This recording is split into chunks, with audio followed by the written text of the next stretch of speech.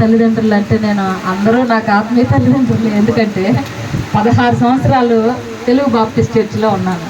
తర్వాత 3 సంవత్సరాల నుంచి జాషువా పాస్టర్ గారు సమక్షంలో పెరుగుతూ ఉన్నాను. కాబట్టి వాళ్ళందరూ కూడా నాకు ఆత్మీయ తల్లిదండ్రులే. నన్ను ప్రేమించి వచ్చినటువంటి ప్రతి ఒక్కరికి కూడా మరొకసారి వందనాలు తెలియజేసుకుంటూ నేను చిన్న సాక్ష్యం 1 నిమిషం చెప్పేసి ఈ యొక్క కూడికను ముగించేసుకున్నాం. మీకు అందరికీ దేవుడు నాకు అనుగ్రహించినటువంటి ఈ యొక్క సమయంలో నేను మీకు భోజనాలు సిద్ధపాటు చేస్తున్నాను. అందరూ కూడా తిని నన్ను మా కుటుంబాలను ఆశీర్వదించాలని కోరుకుంటూ ఉన్నాను. నా సాక్ష్యం ఏంటంటే మొత్తం 46 సంవత్సరాలు ఇప్పుడు నాకు.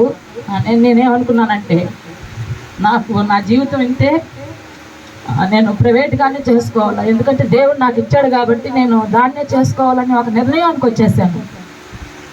2021లో యాక్సిడెంట్ జరిగినప్పటి నుంచి అది అందరికీ తెలిసిన విషయాలే, నేను అవన్నీ కూడా చెప్పట్లేదు. అప్పటి నుంచి నేను ఒక నిర్ణయానికి వచ్చేసాను అన్నమాట. నాకు దేవుడు ఇచ్చినటువంటిది ఈ యొక్క ఉద్యోగం, దీనిలో నేను 100% నాకు ఎంతైతే జ్ఞానం దేవుడు ఇచ్చాడు అంత జ్ఞానంతో నేను పనిచేయాలని ఒక నిర్ణయం తీసేసుకొని అసలు జాబ్ జోలికే పోవట్లేదు. ఇంకా నేను పాస్టర్ గారికి కూడా నా ఉద్యోగం గురించి ప్రార్థన చేయండి సార్ అనట్లేదు. నేను ఒకసారి ప్రార్థన చేయమని చెప్పి నేను గుండాలంపాలి ఉపవాస కుడికి వెళ్ళి సార్కి చెప్పాను. అప్పుడు ప్రార్థించారు, సంఘం అంతా ప్రార్థించారు, దేవుడు నాకు జాబ్ ఇచ్చేసాడు. అదే 100% నాకు జాబ్ అని నేను నిర్ణయం తీసేసుకొని అక్కడే నేను వైస్ ప్రిన్సిపల్ గాను, టీచర్ గాను, అలాగే డిప్యూటీ వార్డెన్ గాను రకరకాల రోల్స్ నాకు దేవుడు ఇస్తూ ఉన్నాడు. వాటిలన్నిటిని కూడా 100% చేస్తూ ముందుకు కొనసాగుతూ ఉన్నాను.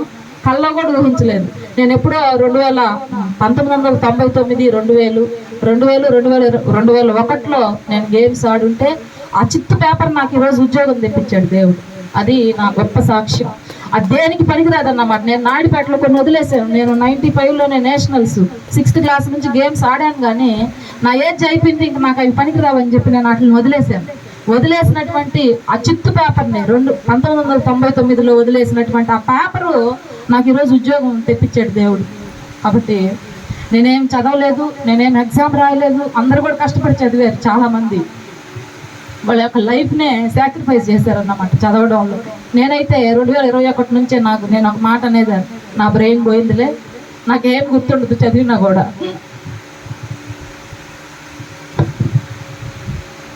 ఆ నిర్ణయానికి వచ్చేసాను. నేను చదవాలి. అందరూ కూడా నన్ను ఇదే నీకు లాస్ట్ డిఎస్సి చదువు అని చెప్పేవాళ్ళు. మా అన్నవాళ్ళు కూడా నాయుడుపేటకి వెళ్తే బుక్స్ తెచ్చిచ్చారు, చదువుకోమ్మా ఎందుకు అని. కానీ నేను చదివితే నాకు గుర్తుండట్లేదన్న. నాకు వద్దు, నాకు దేవుడు ఇచ్చిన ఈ ఉద్యోగమే చాలు, ఇందులోనే నేను నమ్మకంగా చేస్తాను. అక్కడ ఇచ్చే శాలరీ 25,000, వాటితోనే నేను ఎంత వచ్చినా కూడా, ఎన్ని అప్పులైనా, ఎన్నో సమస్తం మాకు ఇదిగో ఇక్కడ కష్టం అని మా అక్కకు చెప్తే మా అక్క ఎక్కడో దగ్గర అప్పు తెచ్చి ఇచ్చేది. కానీ ఆ అప్పుని నేను కట్టనో ఆమెకు కూడా తెలియదు, నాకు కూడా తెలియదు. కానీ అప్పు తీసుకొచ్చి ఇచ్చేసాము. కాబట్టి నాకు తల్లిదండ్రులు లేకపోయినా మా బావ మా అక్క తల్లిదండ్రుల ప్లేస్లో ఉండి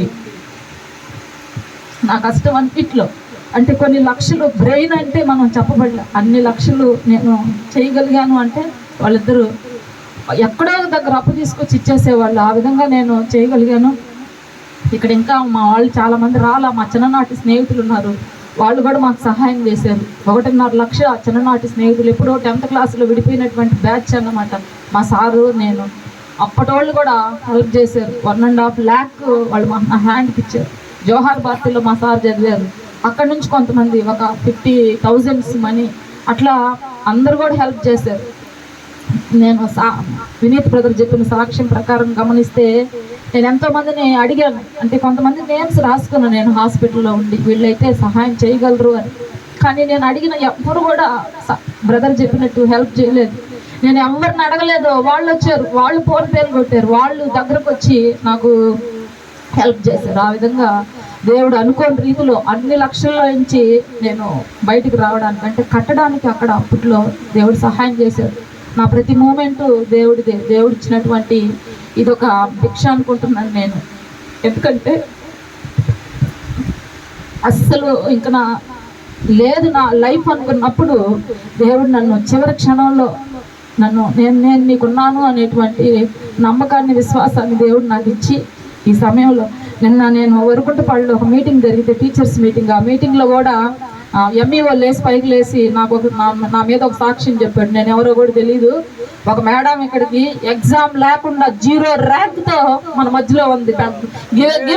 బిగ్ క్లాప్స్ అని ఎంఈఓ అక్కడ చెప్పాడు. వాళ్ళందరి మధ్యలో నేను గర్వంగా నిలుచుకున్నాను. ఇది నేను తెచ్చుకున్న ఉద్యోగం కాదండి, నాకు ఇది దేవుడు ఇచ్చాడు అని చెప్పి వాళ్ళందరి మధ్యలో అక్కడ చెప్పాను. తర్వాత నెల్లూరులో అక్కడ జరిగినటువంటి 200 మందిలో అక్కడ కూడా గొప్ప సాక్ష్యం.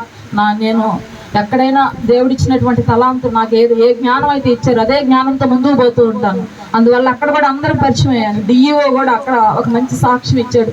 మన మధ్యలో ఒక 0 ర్యాంక్తో ఉన్నటువంటి ఒక టీచరు అన్ని విషయాల్లో యాక్టివ్గా పార్టిసిపేషన్ చేశారు అని చెప్పి అక్కడ కూడా దేవుడు నాకు ఒక సాక్ష్యం ఇచ్చాడు. ఆ రీతిగా నాకు ఇప్పుడు బాధ ఏంటంటే చాలా సంతోషము, అందరూ వచ్చారు. నాకు ఒకటే ఒక బాధ, నన్ను చదివించి నేను ఉన్నత స్థానంలో ఉండాలని కోరుకున్నటువంటి 2 వ్యక్తులు నా మధ్యలో లేరు.